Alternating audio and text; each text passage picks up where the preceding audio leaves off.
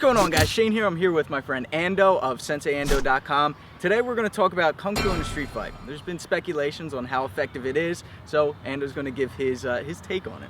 All right, yeah, a lot of critics out there, a lot of big mouths saying fancy moves don't work, Kung Fu doesn't work, Filipino martial arts don't work, Salat doesn't work. All these really old, cool styles that have these nice flowing movements or these long fist movements, and we haven't seen them yet in MMA, so people have a lot of doubt. But let's take a real good look at it. I think these things do work, and my prediction is within the next 5 years or so, you're going to see more of this stuff in MMA. Why? Why, you ask? Did you ask why? Why? Why? Because at one time, we were just talking 20 years ago, just being able to tackle somebody seemed like, well, that's just too fancy. I'm a stand-up guy. If you try to tackle me, I'll knee you in the head. I'll punch you in the head. You'll never take me down. Right. Royce Gracie comes in, suddenly, surprise, you're on the ground. Yeah. And what are you doing down there, Royce? What the hell are you doing? Oh, surprise, it's an arm bar. It's a leg triangle. So everything is new, fancy, and then it becomes standard. And everybody catches up, and then you need a new trick to stay ahead of the next guy. So in this case, all right, what is something we do believe in that's not fancy? Do you believe in a jab, sir? Of course. You do. Do you believe in a cross or a straight right? Of course. You do believe in these things. Yeah. Do you believe in double jabbing? Of course, yeah. Fantastic. So, building on that, why not give you something a little different to think about in the shape of a forearm strike or a side hammer strike? It looks pretty fancy. If I'm just standing around going doom, doom, doom, doom, doom, doom, doom, doom, right? And I'm saying doom because this will be your doom when I hit. It gives you a different look, and for an old guy like me, I need every advantage I can get. I have to have surprise on my side. I have to have a trick on my side. Otherwise, the younger, faster, stronger guy, did you have a good breakfast today? Stronger guy is always going to kick my butt. So rather than feed him things that he's already seen, because he's got a background in boxing and Muay Thai, he's used to seeing the front of that glove coming right at him, I break it up by throwing something different. So I do that towards the camera for a second. If you're a boxer or Muay Thai guy, you're used to seeing this all the time. But seeing something come in from this angle, with a different weapon, different angle, it just might make you doubt yourself for a second. It takes away your normal slipping and moving, breaks up your pattern. That's all I want. If this is a real street fight, I only need a quick second to either finish this guy or get away. Let's take this just as a quick exercise that everybody can do. Just practice your 1-2, 1-2, or turn it into a double jab 2. Okay, take the 1, now turn this into the side hammer, and then finish up with your 2.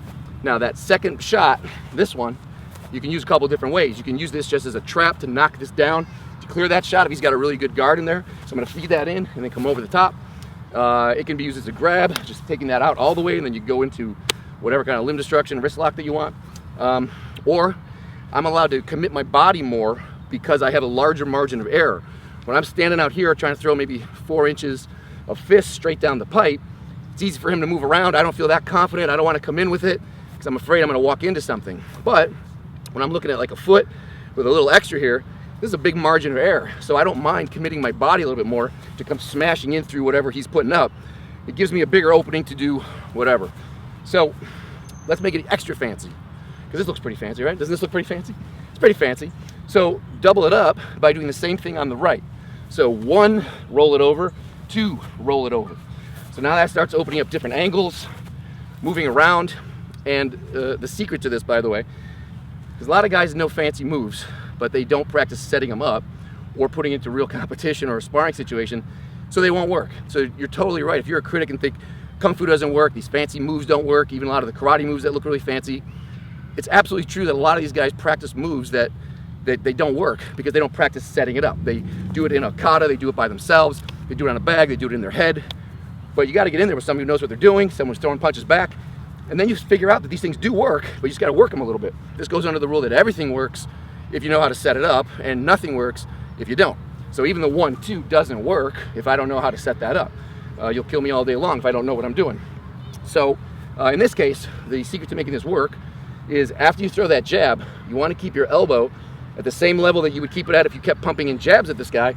I'm going to keep my elbow up so that my head is still protected, my shoulder's still kissing my face, so that I have a good platform to wheel this thing out and then come out. Kind of like a speed bag. You work a speed bag? Of course.